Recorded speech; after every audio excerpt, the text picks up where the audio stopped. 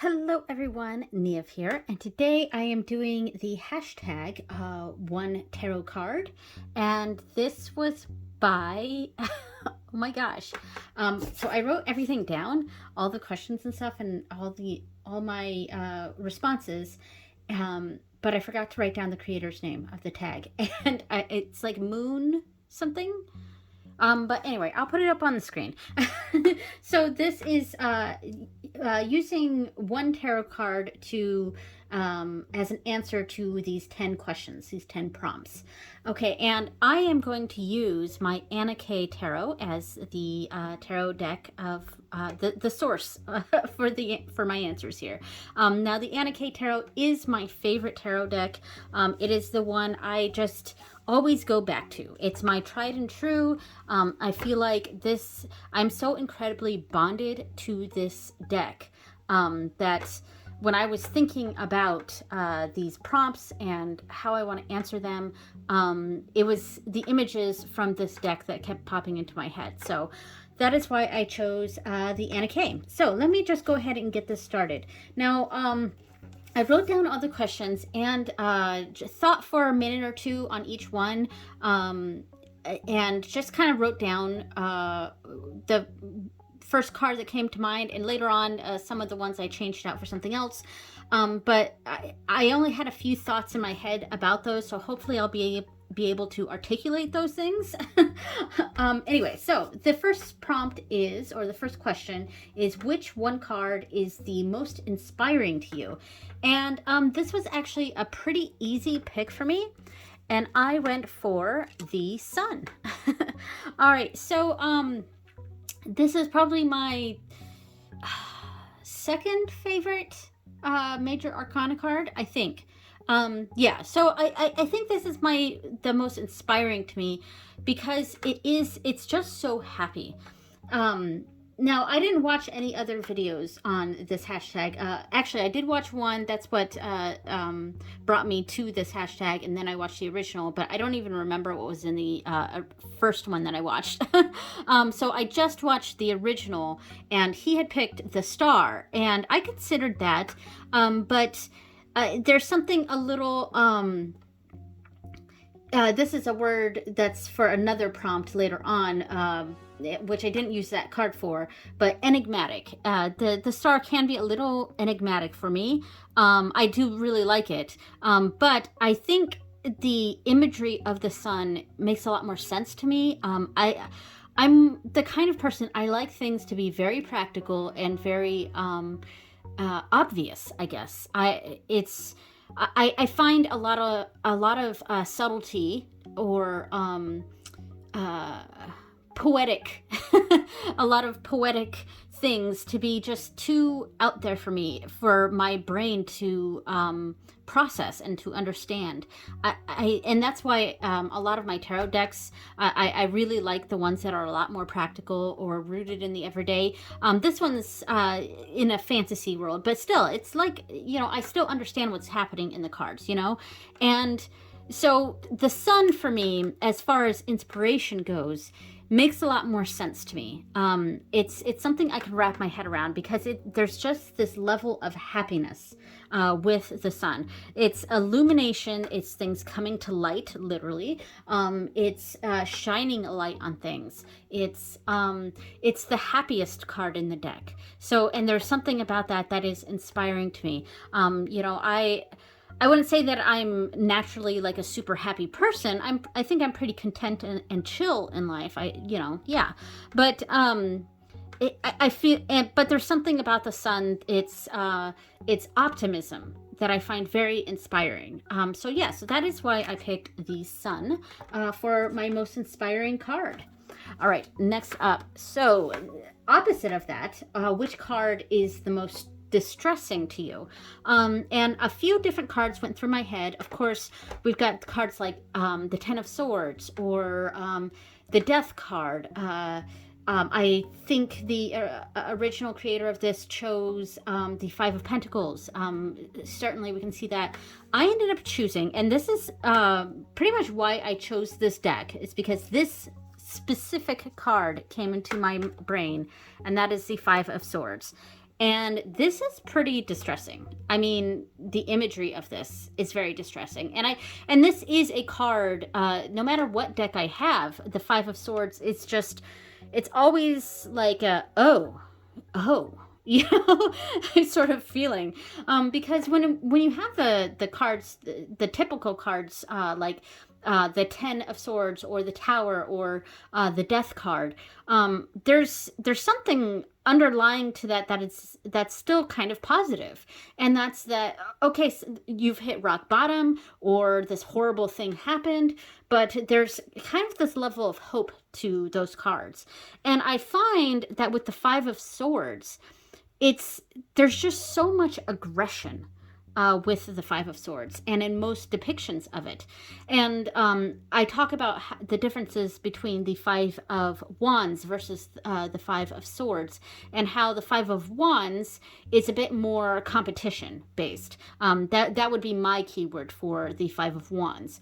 There is a conflict, but it's not as serious as, say, the conflict that's going on in the Five of Swords. And of course, the imagery itself here in this particular deck is quite distressing. And yeah, you can look at this for a while and just be like, wow, and like look at all the things in the background, and there's this level of triumph going on, and like this triumph of evil, basically. You know, and this is probably one of the toughest Five of Swords I've ever seen also.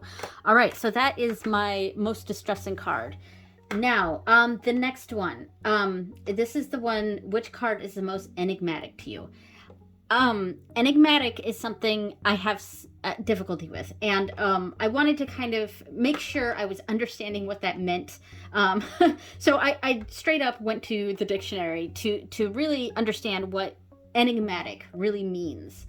And what it said was, you know, difficult to interpret, difficult to understand, mysterious. And it was like, there's two cards here that I pulled out, but obviously this is the one card tarot hashtag, so I'm going to have to pick one of them. These are the two cards I have the hardest time with understanding. This is probably one of my least favorite cards in any tarot deck because I don't quite understand it. It doesn't quite make sense to me. And this one, I think, though, is going to be the winner of this. They both give me that sort of feeling where I don't quite understand what it's saying to me. Or, like, let's say I'm doing a reading, and this one of these cards shows up in the advice. It's especially the moon. Oh my gosh, it's like. You know, it's like, how do I interpret that? And you know, I'm sure there's lots of ways that people can interpret this, but you know, it frustrates me. But I went with the High Priestess to answer this particular question because this is a giant question mark to me.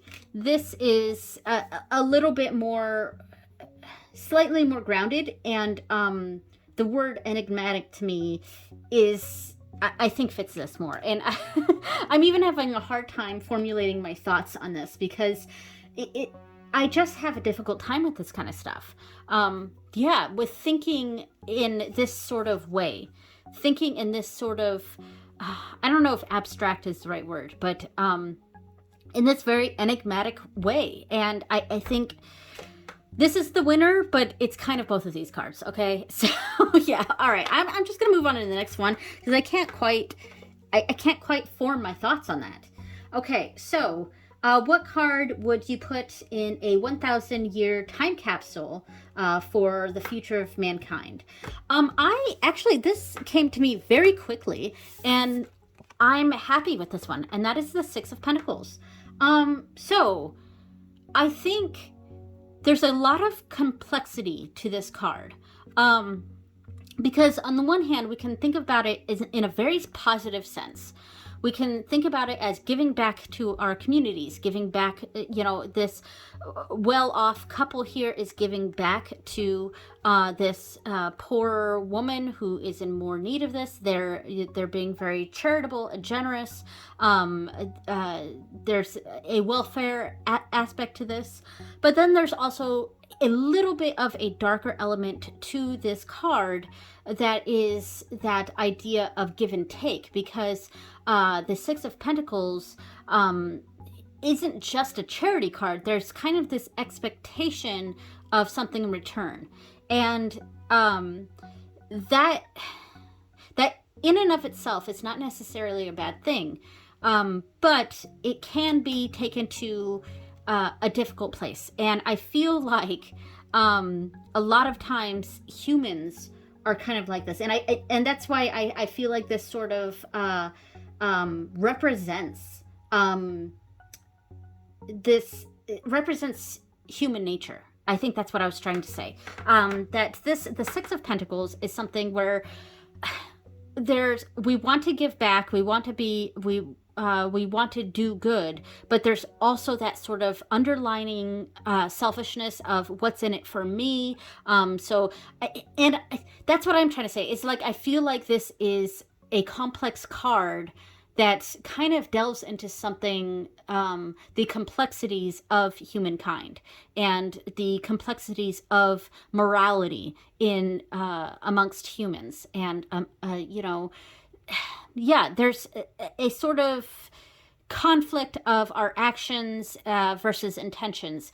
And there is good going on here, but then there's also that undercurrent of a selfishness, if that makes sense. It sort of also makes me think of that one scene from that Friends episode where I can't remember who was trying to convince Phoebe of this, but it was either Ross or Joey. I don't think it was Chandler, but Ross or Joey were telling Phoebe that there's no such thing as a good deed. Because there's, when you do a good deed, you feel good about yourself. So it's inherently selfish.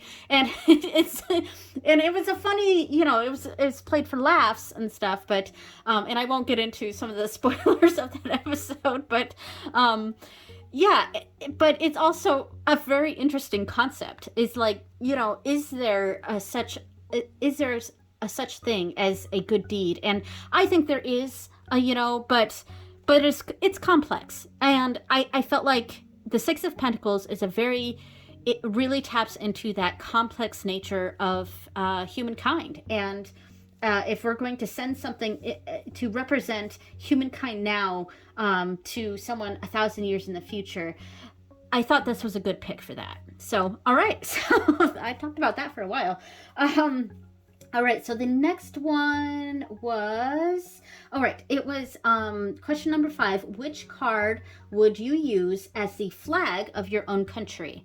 So I went with the Ten of Pentacles, and in fact, there are a lot of pentacles in this in this video here, and that's because the pentacles are my favorite suit, and so I connect the most to the pentacles. And that goes back to what I was saying, where my type of personality, or how I understand things, is from a very practical sense, and the pentacles are the most practical suit. So yeah, so I chose the Ten of Pentacles for its generational aspects. Like, this is a family here, a multi-generational family here that is really enjoying the, I was going to say the fruits of their labor, but, that's a bit of a different card there. That's kind of a Nine of Pentacles energy, but it's more, they're experiencing little strife. They're experiencing general happiness, success. I think that's a good one, success. And it's the kind of success that is passed down. So it's a generational thing. It's very long lasting. And so if I were the leader of a country and I had to choose a tarot card to represent that country, or the flag for that country, I went with the Ten of Pentacles because it's so long lasting. And we want something to, we want each generation to do a little bit better. And this is also one of my favorite cards because I'm a genetic genealogist, and I call this my family tree card. So, yeah, and it is the card I often associate with, like, general ancestor work, or yeah, family trees, that generational legacy. Legacy is also a keyword that I use for the Ten of Pentacles. But I feel like that sort of energy is a good thing to strive for a country. All right, so next up, I had 2 cards for this, but I put the other one away. Which card would you use to represent humankind? Now, I was initially going to go with the Lover's card, and I don't have it out. I have it put away in my deck, so I'm not going to find it. But and this was what the original creator had for his card for this choice here. And I was having the same sort of thoughts, because I was actually thinking of the original imagery of the Rider-Waite-Smith Pixies imagery of this, and I had the same thought he had, and why this came to my mind, of that the image that we put out into space, humans that we literally put out into space for, that SETI image of the male and female, typical male, typical female, naked bodies, and all the other stuff that on there. And that's where my mind went. And I see that, once I watched his video, I saw that he had the same thought. So I was going to go with that. But I wasn't quite sure there, and I had some issues there. What I liked about that card was the unity that was represented in that card, that coming together, the unity. And the more I thought about it as I was doing the other question, writing down the other questions, I suddenly realized that instead, I think the better imagery, for me at least, is the Three of Pentacles. Because here is that teamwork aspect that I was trying to think of with the Lover's card. Yeah, because there were issues that I was having with the Lover's card that I wasn't quite there with. But in fact, this particular card from this deck is not even quite the right imagery I would want for this either. I kind of like the ones where there's multiple people, because this one, there's only one person. So this is a case where the deck that I chose isn't exactly the right pick for this, but in general, for the Three of Pentacles, we see 3 people working together to on this building. It's a church, so there is a religious aspect to it as well, and this coming together as a community and putting in that teamwork effort, and I feel like that is an ideal representation of humankind, and why I chose the Three of Pentacles for what I would choose to represent humankind. All right, so the next one, this was so hard for me. The next one is, which card represents someone you love? And my mind went immediately to my husband. Okay, and I have 3 cards here. So I have, this is in general the card that his significator card when I am doing readings that involve my husband, and that is the King of Rods. I feel like this, or Wands, I feel like this is his sort of energy, and he's also an Aries, so that's he's got that fiery personality, fiery energy here. So this is his significator card. However, I didn't want to pick the significator card to represent, and in fact later the next question is what card I would use as my autobiography, and I chose not to use my significator, which would be the Queen of Wands. So yeah, we're the King and Queen of Wands. How funny is that? And I'm not a fire sign, I'm actually a Libra, but that card still represents me. So yeah, that's a significator, but that's not the one I'm going to choose for this. Then I also thought the Chariot, because he's got a certain level of drive and moving forward and not getting stuck in the past that I think is pretty representative of my husband. But I think the ultimate pick, and what I'm going to end up going with, is the Emperor. And I do believe that the Emperor actually is ruled by Aries.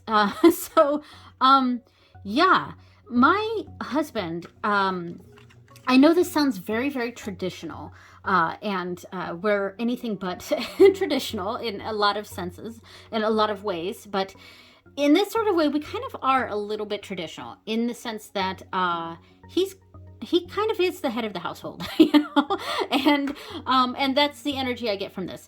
I mean, I'm a stay-at-home mom, and he's the breadwinner, and he also cooks, and he's the only one. I don't drive; he drives. So there is that element of he tends to be the main decision maker. But I don't want people to think of that the wrong way, though, because we are definitely a partnership for sure. My husband's quite feminist, and it's just our natural dynamic and how we fit together as we came together. He has that emperor sort of quality, but the positive aspects of it, because there are certainly aspects of the emperor that tend to make people feel very uncomfortable, and I understand that.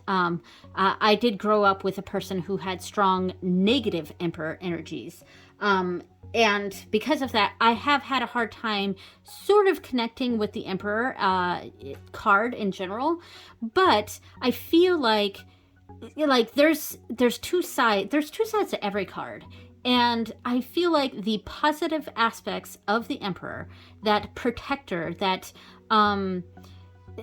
always looking out, the watcher sort of, and I mean that again in a positive way. I feel like those things really represent my husband.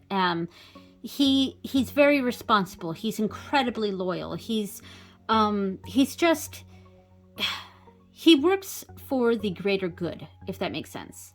And yeah, so in that aspect, I felt like the emperor fit my husband. But he's also got aspects of the chariot, and of course his significator card is the King of Rods here. So, all right, let me move on to the next one. So this one was, oh right, which card would I use as the cover of my autobiography? Now, I did pull out two cards, but so I pulled out my favorite tarot card in general, which is going to be the winner of this, a spoiler alert, and I also pulled out my favorite major arcana. And because these two cards both have a very similar energy to me, and they both represent that I've mentioned this before on my channel, where if we're talking about in aspects of Myers-Briggs, I feel like both of these cards have strong ISTP energy, and that is my personality type is ISTP, and it's that master of craft that I feel like, and dedication to craft. And that's why this is the winner of this question. But I just wanted to bring out the Magician too, and to say that this card definitely has a lot of my energy, and it is the major arcana that I feel like best represents me. But this is a card that I think really taps into who I am. And again, just like with that Three of Pentacles, this isn't exactly the best representation of the Eight of Pentacles for this particular question, because ideally I would prefer just one person in here, just the person crafting. Whereas this particular interpretation of the Eight of Pentacles has a sort of master apprentice sort of vibe here, which we could say has a little bit of that Six of Pentacles energy. That sort of passing down and giving back by teaching. Yeah, but I liked this aspect, or this card for this question, or in general, and this is why it's my favorite card. It just represents me. It represents me in a card. That focus, that in the zone mindset. This is how I get when I'm working on my artwork or my projects. I get very much in my own world, deep in, where I sort of shut out the rest of the world. I get a little hermity, and just honing in on my skill, on my on the things that I create. And so because of that, I feel like this is a card that represents me. And I feel like it sort of has that, you know, I think I'm getting off, my train of thought is going somewhere else here. But anyway, so yeah, so the Eight of Pentacles would be my pick for that, but a close second would be the Magician. All right, so the next question, which card would you upgrade from Minor Arcana to Major? Oh gosh, this was a very difficult card for me to choose. Because I thought about picking like the Ten of Pentacles, but I felt like this was a bit more like the World sort of energy. Or let's see, and then there are other cards that I thought had the Ace of Rods or Wands has that Fool energy. So I kept sort of thinking about cards that already had a representation in the Major Arcana. And so I was trying to think differently. And I finally came across the Five of Cups. And this is, you know, when it comes to the cups are my least favorite suit. It probably has to do with that the cups have that same sort of enigmatic sort of energy to it that I apparently have a difficult time connecting with. But the Five of Cups is something I understand. It's that we've experienced loss, and we're not paying attention to the good we still have in our lives. We're not paying attention to the positives. If we just get past this, if we just, like, it's okay to stop and experience this, but to then, you know, we need to experience that pain, but we need to also pay attention to the fact that we have so much good in our lives. We still have these cups, these upright cups here. And this was a very interesting take on the Five of Cups, because there's actually 5 fully upright cups in here. Normally we see like 2 spilled cups and 3 upright cups, or vice versa, 3 spilled cups and 2 upright cups in depictions. But in this depiction, there are broken cups over here and like bones and whatever else is going on over there.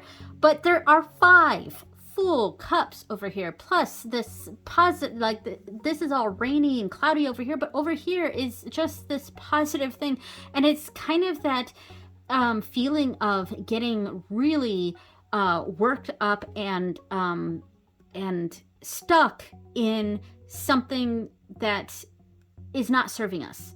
We need to feel that, but we also need to understand that there are other positive things in our life. And I don't know, this is a card that I feel like I think about a lot emotionally. And to try to focus on those positives, not that toxic positivity, which, you know, sometimes the sun can be a little bit, but yeah, like, and to me, that's a big energy. And I think because of that, and the fact that this sort of feeling, this sort of energy, there are cards that have to do with loss and stuff in the Major Arcana, like the Tower, but it's not quite the same as this. I feel like this is sort of an aftermath of that Tower moment. It's just something horrendous happened, and yeah, and there's that need to you know, acknowledge this, but focus on the positives. And so yeah, I would upgrade this one to Major Arcana. All right. So the final question is, which page would you mentor? This was kind of an easy pick. I went for the Page of Wands, or in this case, the Page of Rods. Yeah, the Wands are my second favorite suit, and I think a lot of it's because that passion that the Wands has, and which I feel like would make for, which I would really enjoy mentoring. And I say that as someone who does not like to mentor. I'm not a very good teacher. I'm not a very good guide in general. I kind of just, I'm a very live and let live kind of person, and like figure it out on yourself. And I have a very difficult time teaching people anything or giving advice. So in general, I don't consider myself a mentor.